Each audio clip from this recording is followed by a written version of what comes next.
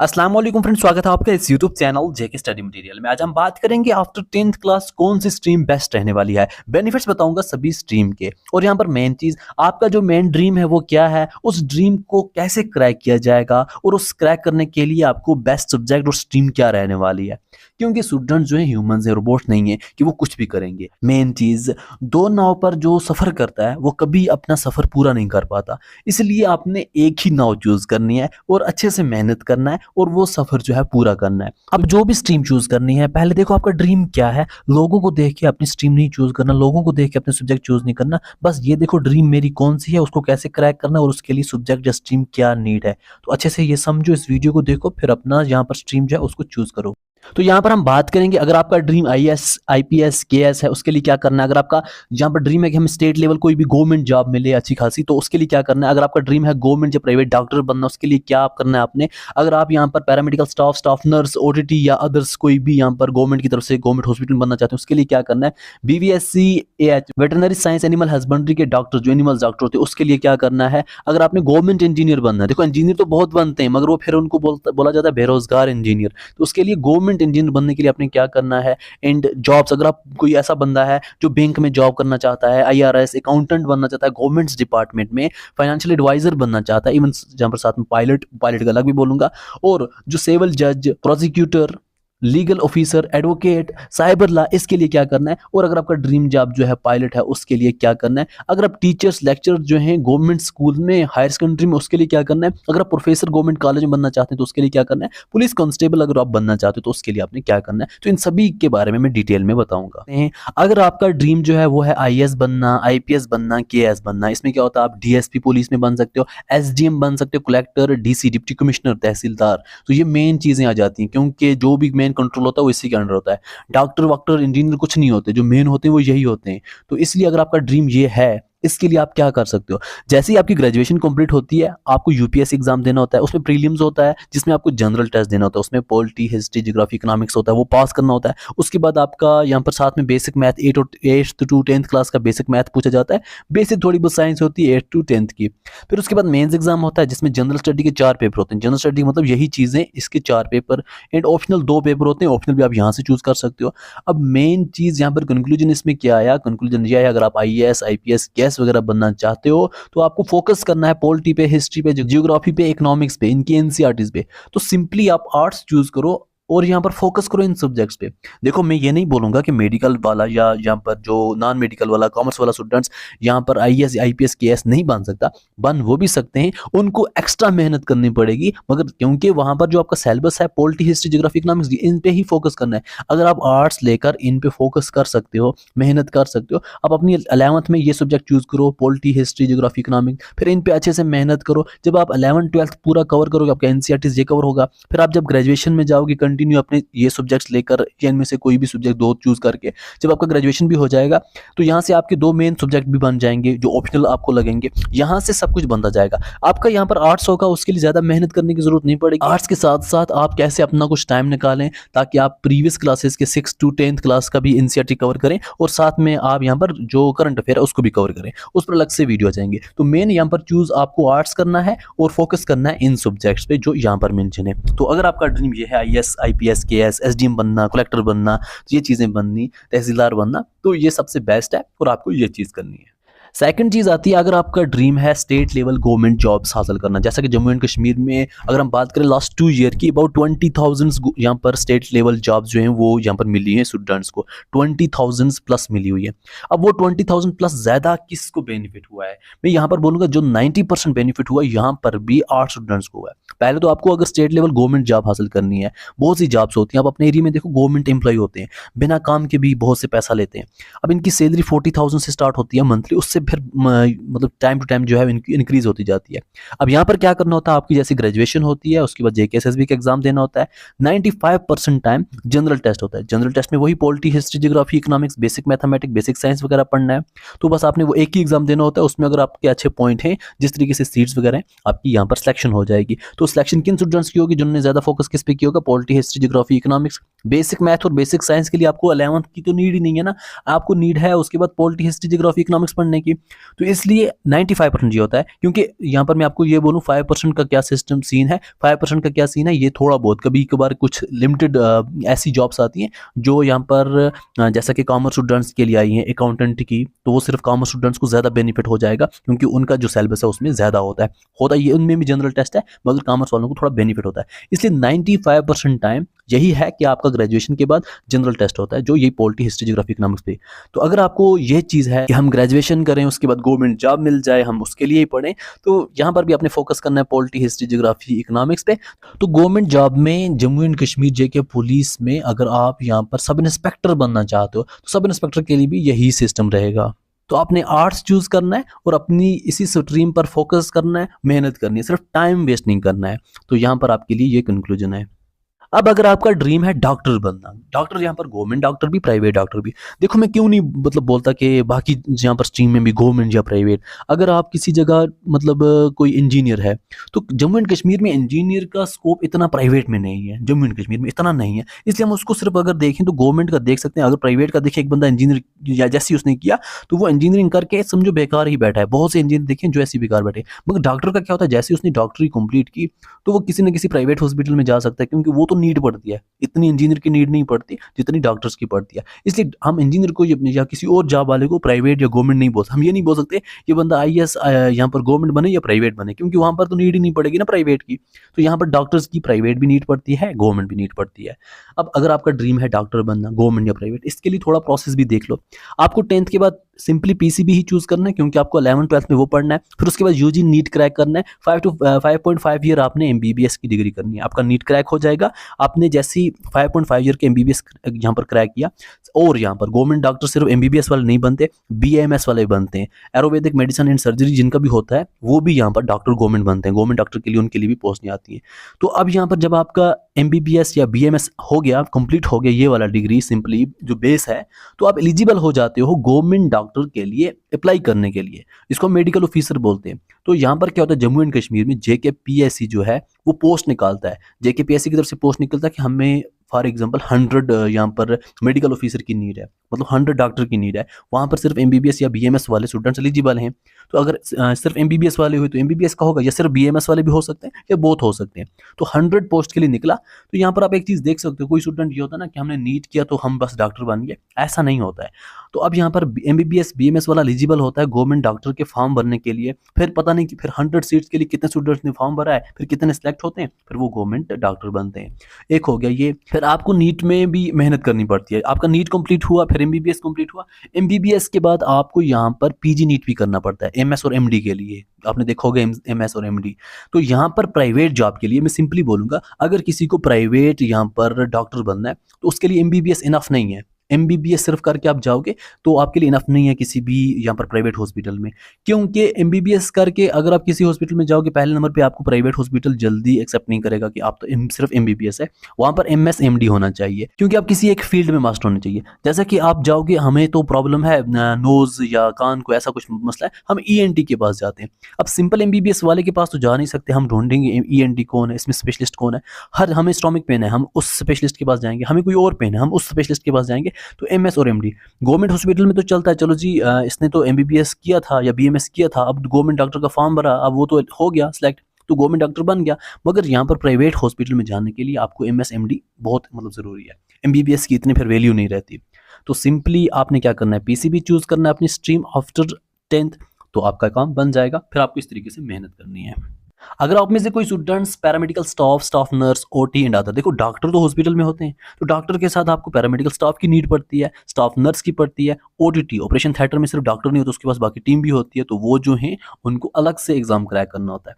तो इन चीज़ों के लिए एलिजिबल कौन स्टूडेंट्स होते हैं, तो यहाँ पर आप देख सकते हो, आपको कोई भी यहाँ पर एग्जाम पास करना हो, गवर्नमेंट की तरफ से कोई भी पैरामेडिकल स्टाफ, स्टाफ नर्स के लिए एग्जाम पास करना हो, आपको मतलब यहाँ पर बीएससी नर्सिंग या बीएससी पैरामेडिकल या पैरामेडिकल डिप्लोमे होने चाहिए। तो अगर ये हैं तो इनको कैसे आपने करना है, तो सिंपली अगर आपको बीएससी नर्सिंग करनी है, आपने पीसीबी चूज करना है 11th में, तो भोपी का एंट्रेंस एग्जाम पास करना है। तो ये हो गया आपको 11th के बाद आपने पीसीबी पढ़ा, ये आपने फिर बीएससी नर्सिंग भोपी का एंट्रेंस एग्जाम दिया। या फिर आप 12th बेस्ड पैरामेडिकल कर सकते हो। आपने 12th पास किया तो 12th में आप अगर मेडिकल स्टूडेंट्स हैं तो कुछ कोर्सेज आप कर पाओगे, अगर आप आर्ट्स के स्टूडेंट्स हैं वहाँ पर आप जीएनएम एएनएम कर पाओगे, तो उसके बाद कंटिन्यू भी जा सकते हो, आपका डिप्लोमा वहाँ पर भी हो जाएगा। फिर अगर आप 10th पास के बाद सिंपली जाना चाहते हो, आप 10th के बाद डायरेक्टली एफएमपीएचडब्ल्यू एमएमपीएचडब्ल्यू कर सकते हो, आपको कोई स्ट्रीम चूज करने की नीड नहीं है। आपने सिलेक्शन की एफएमपीएचडब्ल्यू एमएमपीएचडब्ल्यू 10th बेस्ड पैरामेडिकल, आपका जैसे ये कंप्लीट हो गया 2 ईयर का, आपने जीएनएम करना है।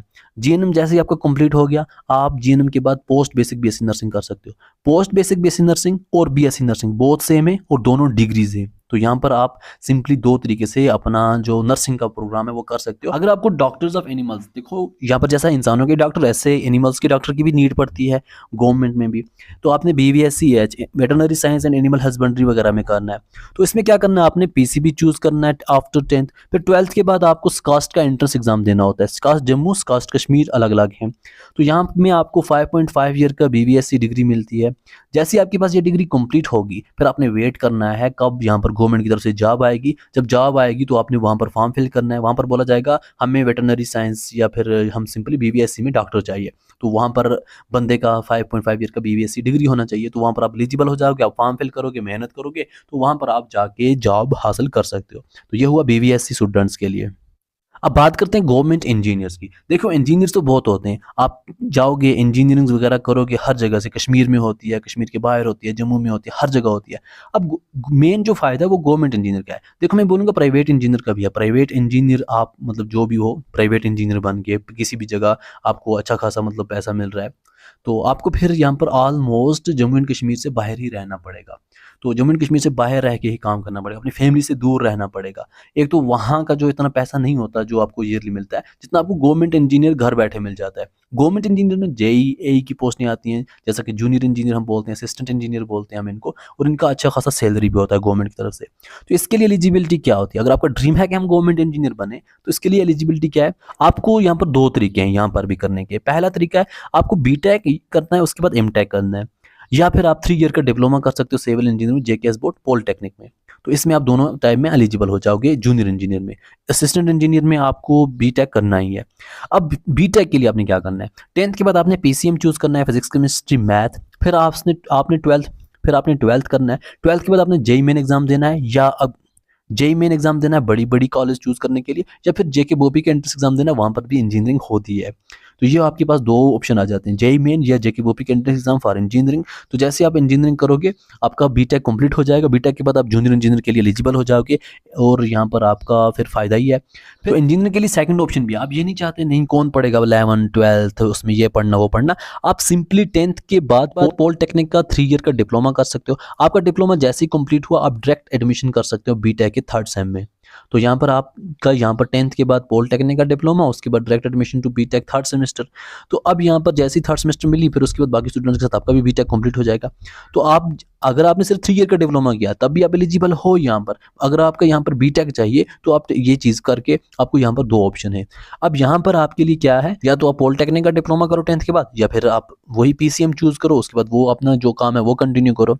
तो अब यहाँ पर आपको जैसी डिग्री कंप्लीट हो जाएगी, JKSSB JKPSC अपनी पोस्ट निकालेगी कि हाँ जी इतनी पोस्ट आई हैं, या आप अप्लाई करो। जैसा कि कुछ टाइम पहले यहाँ पर इंजीनियरिंग के लिए कुछ पोस्ट आई थी कि आपको जूनियर इंजीनियर के लिए इतनी पोस्ट, 800 इन R&B एंड जो सिविल्स की हैं, फिर 200 समथिंग किसी और में। तो ऐसी 1200 या 1000 पोस्टें कंटिन्यू कभी कभी आती रहती हैं, जैसे जैसे यहाँ पर नीड पड़ती है। तो ऐसे आप अपना एग्जाम पास करके और गवर्नमेंट एम्प्लॉय बन सकते हो। अगर आपको बिंग्स में जॉब करना है, आपको IRS, accountant in government depart, financial adviser, pilots वगैरह, उसके लिए आपको कॉमर्स BBA या CA करना है। तो आपके लिए यहाँ पर तीनों ऑप्शन आ जाएंगे, क्योंकि बिंग्स में जॉब जो है ना, बिंग में कोई भी किसी भी बिंग में आप जाओ, जेंड के बिंग में जाओ, आप SBI बिंग में जाओ, तो वहाँ पर ज़्यादातर जो बंदे हैं वो कॉमर्स स्ट्रीम के या BBA वाले यहाँ पर सेलेक्ट होते हैं, या CA वाले सेलेक्ट होते हैं, जिनका ये चीज़ें होती है ना वो यहाँ पर सेलेक्ट होते हैं।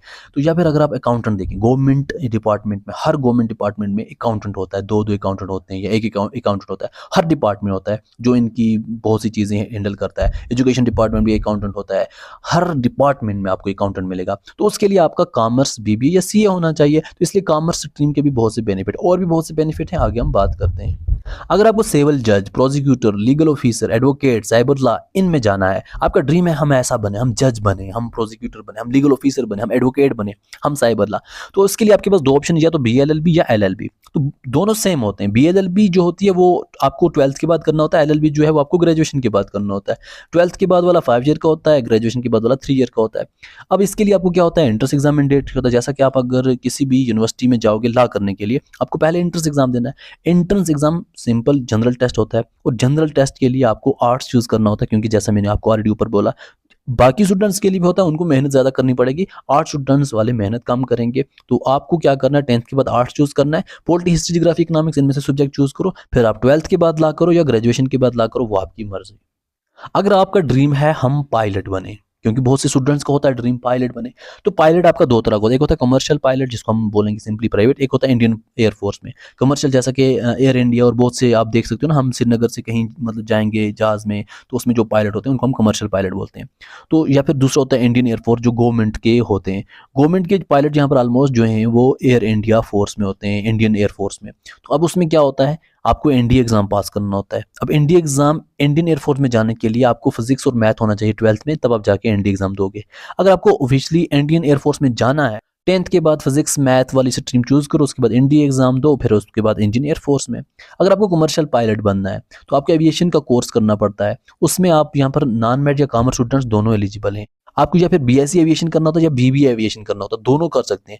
बीएससी एविएशन के लिए आपको फिजिक्स और मैथ की नीड है आफ्टर 10th, बीबीए एविएशन के लिए आपको कॉमर्स की नीड है। तो ये चीज़ें आपकी आ जाती हैं अगर आपका ड्रीम है पायलट। बाकी मैं अलग से इसको ओपन करके बताऊंगा क्या कुछ होने वाला है, फिलहाल हम यहाँ पर सिंपली बताते हैं आपके लिए स्ट्रीम कौन सी ठीक रहेगी।